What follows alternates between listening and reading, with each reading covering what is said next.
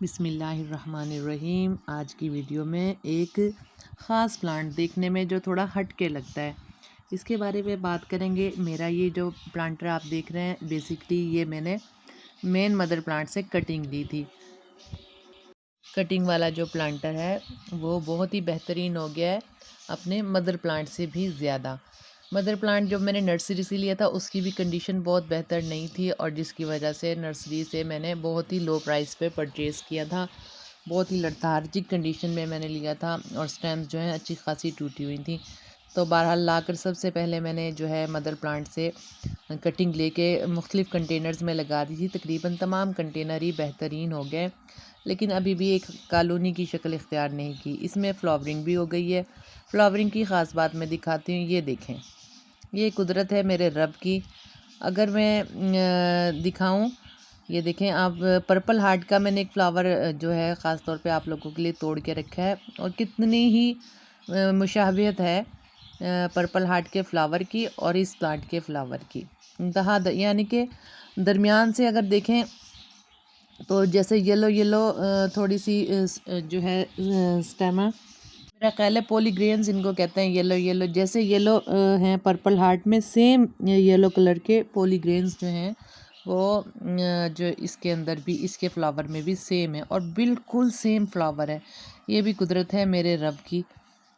तो इंतहा दर्जे की मुझे हैरानगी हुई कि इनके फ्लावर की शक्ल देख के। इससे पहले मेरे पास ये प्लांटर नहीं था। इसको मैं उगाने में बहुत अच्छा सा कामयाब हो गई हूँ, कामयाब रही हूँ इसकी प्लांटेशन में भी। और इसकी कटिंग जो मैं लगा रही थी, इसकी स्टेम जो है फ्लशी सी इसकी स्टेम होती है, और इजी टू ग्रो है अगर हम चंद टिप्स का ख्याल रखें। टिप्स मैं आपको साथ साथ बता देती हूँ। एक तो जो है ये सकुलेंट से मिलता जुलता सा प्लांट है, क्योंकि फ्लशी सी इसकी स्टेम है। तो लेकिन इसकी जो वाटर नीड है वो सकुलेंट की तरह नहीं है। इसे डेली आपको हल्की सी वाटरिंग करनी पड़ेगी, लेकिन जैसे ही हम पानी दें बहुत अच्छा सा ड्रेन आउट हो जाना चाहिए, यानी कि ह्यूमिडिटी बरकरार रहनी चाहिए। सकुलेंट्स की तरह हम इसको छोड़ नहीं सकते, लो मेंटेनेंस नहीं है। हमें कम से कम पानी इसको हफ्ते में 2 बार तो लाजमी ही देना पड़ेगा। 2 से कम हम इसे पानी जो है ये टॉलरेट नहीं करेगा। जो प्लांट है अपनी खूबसूरती भी खो देगा, और जनाब क्रिस्पी होके इसकी लीव ख़राब हो जाएगी। खूबसूरती आपके सामने, इसके ऊपर एक वूल की तरह का जो है लेयर होती है, वूल सी लेयर होती है वाइट कलर की, जिसकी वजह से इसको वाइट वेलवेट भी कहते हैं। साइंटिफिक नाम तो इसका ट्रेडिस्केंटिया सिलामोंटियाना इसका साइंटिफिक नेम है। इसके अलावा इसे वाइट गोस्मर भी कहते हैं। वाइट वेलवेट इसकी खूबसूरती जैसे वाइट वाइट वेलवेट सी होती है, वूल सी इसके ऊपर, इसकी वजह से इसे वाइट वेलवेट भी कहते हैं। और भी मुख्तलिफ नाम होंगे, लेकिन जो मुझे मालूम है वो मैं सिर्फ आपको बता रही हूँ। और इसको कॉबवेब स्पाइडर वर्ड भी इसी प्लांट को कहते हैं, जैसे मकड़ी का जाला। तो ये तो इसके नाम की बात हो गई। बहरहाल इसमें से कुछ अजीब सी जड़ी बूटी थी, वो मैंने निकाल दी, और फिर उस जगह को मैं फिल करने के लिए थोड़ा सा स्क्रैप डाल रही हूँ, ताकि जनाब इसकी रूट्स जो हैं वो ओपन ना हो।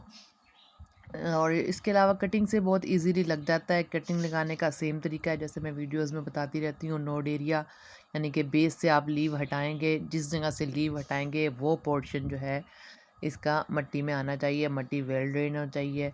और आप अगर बिगनर हैं तो आप मट्टी के लिए एक पार्ट जो है कोकोपीट ले लें, या अच्छी तरीके से वेल कंपोज हुआ अगर आपके पास अवेलेबल है स्क्रैप, तो वो ले लें आप। एक पार्ट गार्डन सोइल लें, और एक पार्ट आप सैंड ले लें, और इस मिक्सचर को आप जनाब लगा दें किसी भी प्लांटर में।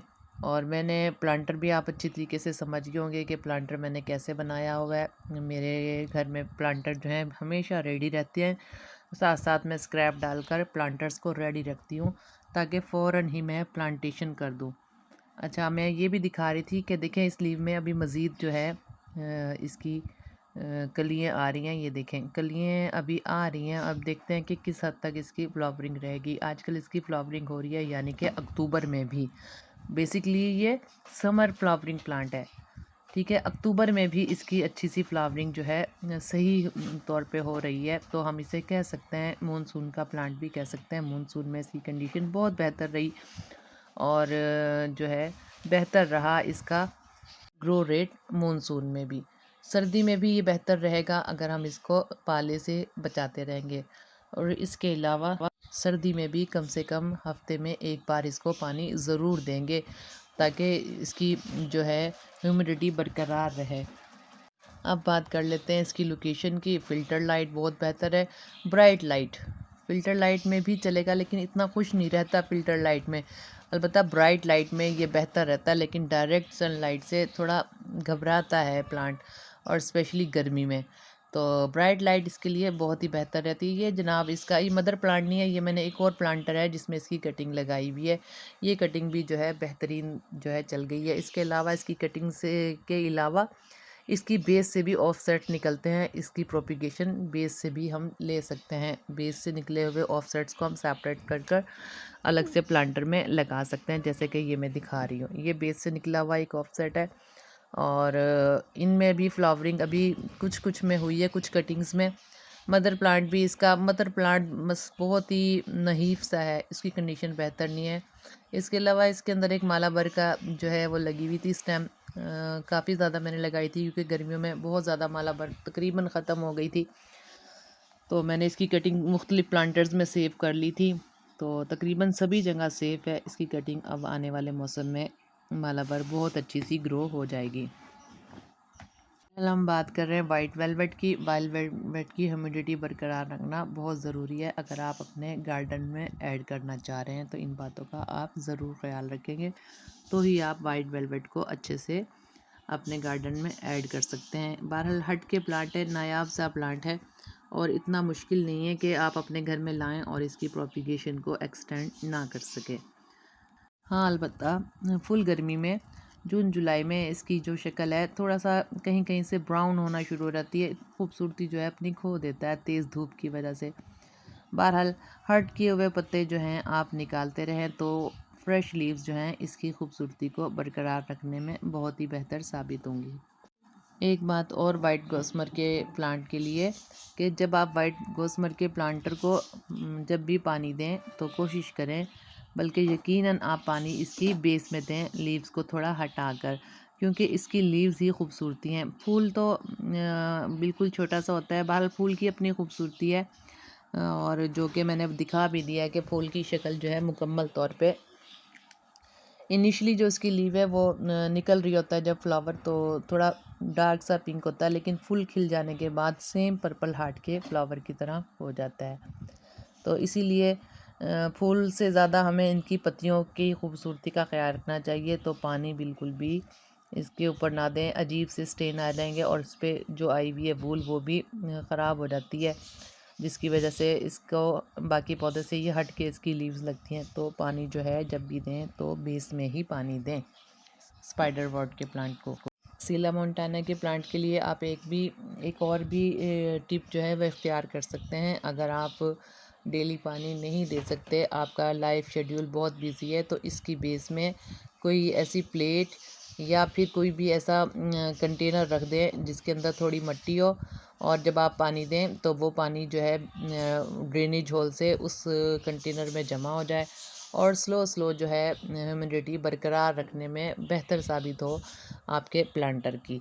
तो और इस तरीके से अगर आप करेंगे तो फिर आप डेली पानी देने से भी या हफ्ते में एक दफ़ा पानी देने से भी जो है काफ़ी रहेगा आपका, और बच जाएंगे डेली पानी देने से। ये भी टिप बहुत बेहतर रहती है ह्यूमिडिटी बरकरार रखने के लिए आपके वाइट गोस्मर प्लांट में। इसके अलावा एक बार और इसके अलावा यह है कि आप जब भी वाइट गोस्मर के प्लांटर बनाएं, तो अगर आप इस तरीके से बना रहे हैं कि आपको बारिश के मौसम में कंटेनर को मिट्टी से फुल रखें, ताकि पानी के जमा होने का सिलसिला रहे ही ना, और जितना भी पानी है साथ साथ या तो ड्रेन आउट हो जाए या फिर किनारों से निकलना शुरू हो जाए, किनारों से इसके पानी सारा निकल जाए। इससे रूट रॉट नहीं होगा। रूट रॉट बेसिकली इसकी जड़ों को गला देने का अमल को कहते हैं। ज़्यादातर इस पे एफिड अटैक नहीं होता, फिर भी अगर आप अपने प्लांट को हफ्ते में या महीने में एक बार कम से कम देखते रहें, जैसे ही आपको मौका मिले, फिर भी अगर आप देखें कोई एफिड अटैक्स है तो आप ज़रूर एक आसान सहल सोपी वाटर का स्प्रे कर दें, ताकि जो है प्लांट आपका बेहतरीन रह सके और जिस लीफ पर इफ़ेक्ट है वो लीफ भी हटा दे। लीफ के हटाने में कोई भी परेशानी ना किया करें, पिंचिंग करना भी बहुत बेहतर रहता है। इस प्लांट के लिए बुशी होता चला जाता है और बेस से ऑफसेट्स भी ज़्यादा निकालता है अगर आप पिंचिंग करें अपने स्पाइडर वॉर्ट की प्लांट की। और बुशी इसी तरीके से रहेगा बेहतर। और इसके अलावा आप जो है इसकी स्टेम्स लेकर ज़्यादा से ज़्यादा प्लांटर बनाएं या गिफ्ट कर दें अगर आपके पास बहुत ज़्यादा हो गया है, ताकि फ्रेश लीव्स जो हैं आने वाली वो खूबसूरत रहे, आपके गार्डन को खूबसूरत रखे। और यही इसकी बेहतरीन हल हैं इस प्लांटर को अपने गार्डन में ऐड करने के। बताए हुए तरीके को अगर आप अमल करेंगे, मिट्टी का हिसाब ऐसे ही रखेंगे जैसे मैंने बताया है, तो आप इसको बारिश में भी कई दिनों की छोड़ सकते हैं। या फिर जैसा मेरे प्लांटर आप देख रहे हैं, इसको मैंने बहुत ज़्यादा बारिशों में तो पड़े रहना नहीं दिया, लेकिन एक आध दिन की बारिश अगर इसको रात में जैसे अचानक बारिश आ जाए तो लग भी जाए तो कोई ऐसा इशू नहीं। हाँ, अलबत्ता जैसे मानसून में लगातार बारिश होती है तो ऐसी कंडीशन में इस कंटेनर को हटाकर बारिश से रखना पड़ता है, क्योंकि मैंने फुल जो है मिट्टी से इसको नहीं भरा, मैंने जस्ट एक छोटे से कंटेनर में इसको लगाया है। और स्टार्टिंग आप यही करें कि छोटे कंटेनर से ही अपने प्लांटेशन का इब्तिदा करें। उसके बाद चाहें तो आप जनाब बड़े प्लांटर में भी कन्वर्ट कर सकते हैं इसकी प्लांटेशन को। शैलो पॉट लेना बहुत ही बेहतर रहता है इसके लिए, लेकिन बहुत ज़्यादा शैलो होना भी बेहतर नहीं है। दरमियाना सा पॉट जो है बेहतरीन रहता है इस प्लांट की प्लांटेशन के लिए। बहुत शुक्रिया। बहुत सी बातें मैंने आपको जो है वाइट वेलवेट, वाइट गोस्मर, कॉम्फाइट प्लांटर के बारे में, स्पाइडर वॉट के बारे में बता दिए। फिर भी अगर आप इसके बारे में कोई भी क्वेश्चन मुझसे पूछना चाहें कमेंट बॉक्स में पूछ सकते हैं और अपने गार्डन में ज़रूर ऐड करें इस प्लांट को। बहुत शुक्रिया। अपना और अपने प्यारों का बहुत ख्याल रखिएगा। अल्लाह हाफिज़।